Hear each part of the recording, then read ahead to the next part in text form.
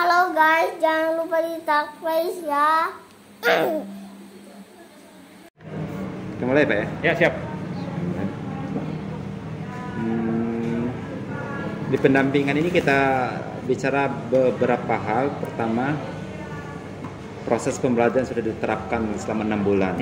Kita ini kan artinya beberapa pertanyaan-pertanyaan ini sebenarnya sudah pernah ditanyakan di pertanyaan sebelumnya, dan itu ditanyakan pada saat itu.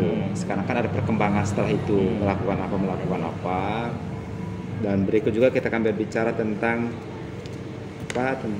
komunitas praktisi, terus bicara juga tentang rencana kegiatan setelah program ini selesai. Kita kan ini sudah mau selesai nih, ya, tinggal 1,5 bulan lebih kurang selesai. Ini pada ke-7 nih ya. Ya, oke. Halo. Pertama kita bisa proses selama 1 bulan lebih kurang. Apa yang dilakukan selama sebulan ini?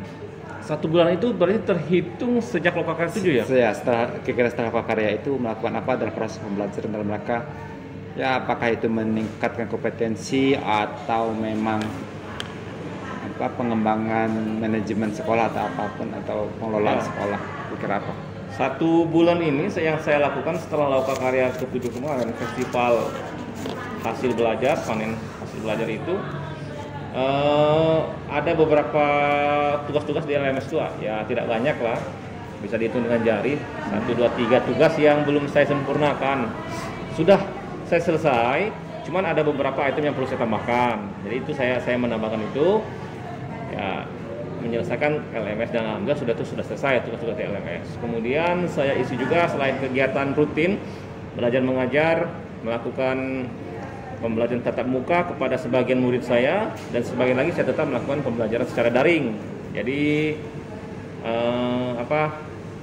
blended learning ya, tatap muka dan daring dan luring. Kemudian saya juga, karena info dari dinas itu akan dilaksanakan penilaian akhir semester. Penilaian akhir semester yang muridnya ini tidak semua masuk kelas. Biasanya kan dibagikan soal seperti itu, murid mengerjakan di lembar jawaban, selesai di situ. Nah, ini jadi saya mengajarkan kepada rekan-rekan sejawat di komunitas praktisi untuk membuat soal di Google Form. Membuat soal di Google Form. UTS ya? Soal UAS, ujian akhir. Ya. Membuat soal UAS di Google Form. Mengajarkan kepada rekan-rekan sejawat. Ya, selebihnya aktivitas biasa, mengikuti seminar, webinar online. Kalau ada kesempatan webinar online, seperti kemarin webinar yang dilaksanakan oleh Epson, karena ada door press, printer, HP dan sebagainya, saya ikuti juga itu, bekerja sama dengan kementerian, kalau tidak salah ya kemarin ya, karena sambutannya itu ada Dirjen KTK Pak Iwan Sahril, sambutannya, keynote speakernya. Jadi saya ikuti itu, dan habis sudah selesai. Oke. Lebih banyak ya? Iya. Kalau di identifikasi satu banyak. Dan antaranya ada memang kegiatan rutin ya sebagai pengajar. Nah, sekarang kita bicara refleksi selama 8 bulan. Sudah berjalan 8 bulan ya kita guru penggerak ini. Ya, kendala yang mungkin timbul ketika saya mengembangkan kompetisi tersebut adalah ini mungkin ya Pak, sifat malas, ya, sifat jenuh, baik dari diri saya sendiri maupun dari rekan sejawat, terutama dari rekan sejawat. Ya, terkadang tidak bisa dipungkiri juga ya, ada sekarang kita melakukan kegiatan sesuatu itu ada yang titik jenuhnya gitu ya.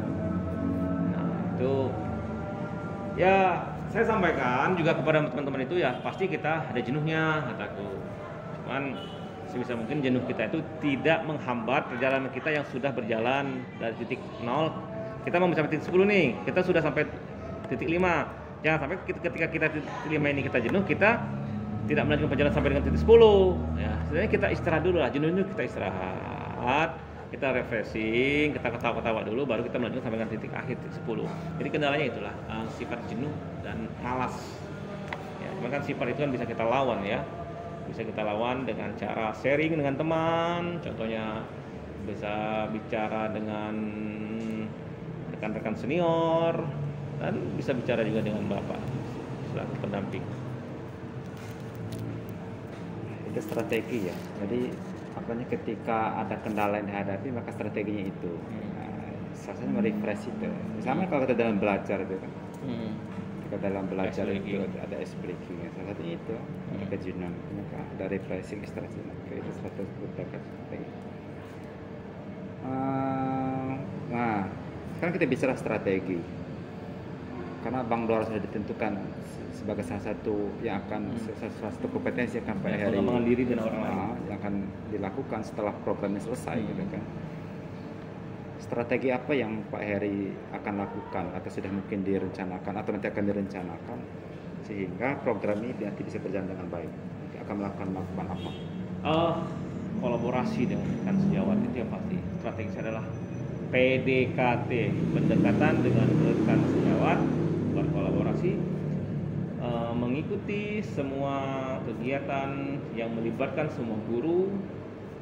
Jadi saya tidak berperilaku eksklusif ya, meskipun ada label guru penggerak ketika saya sudah selesai nanti, saya tidak berperilaku eksklusif, tidak berperilaku yang menutup diri. Jadi saya membaur dengan mereka agar pada saatnya nanti saya bisa memasukkan program yang sudah saya tunjukkan ini Bang Dora tadi, mengembangkan diri dan orang lain, mengajak mereka ya.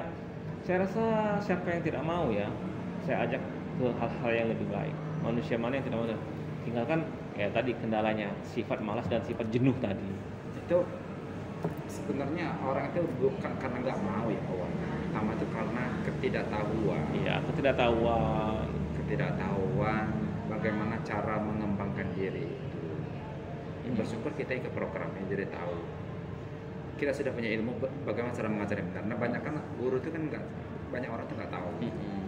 Sudah ada yang nggak tahu, nggak ada teman yang mengajar karena sama-sama nggak tahu. Ada yang juga dia tahu cuma nggak mau mengajar. Jadi itu ya bukan tagline kita kan sukses bersama ya. Jadi mengajak mengembangkan orang lain. Nah setelah dia tahu, saya yakin karena itu sudah menjadi rutinitas sehari-hari menjadi sebagai pengajar dan diajarkan bagaimana cara mengajar yang benar, itu enjoy ngajarnya kan enak, kita tidak marah-marah, anak-anak juga menerimanya dengan sempurna, dengan senang hati, sehingga berdampak pada pembelajar hasil belajar yang baik. Saya yakin pasti mereka mau mengikuti itu ya. Ternyata mengikuti polanya Pak Heri enak ya ngajarnya gitu kan. Saya cukup rekam 5 menit saja, materi saya tersampaikan semua, anak-anak nggak bertanya lagi. Berbanding tapi kalau saya cuma foto saja gitu kan, kita harus masih mengoreksi. Setelah itu mereka bertanya-tanya lagi, Pak Ibu ini gimana, ini saya nggak paham, terus berulang sehingga menyita waktu. Nah itulah strategi. Maka setelah kita sampaikan ini caranya, ini ilmunya, saya yakin pasti mereka mau.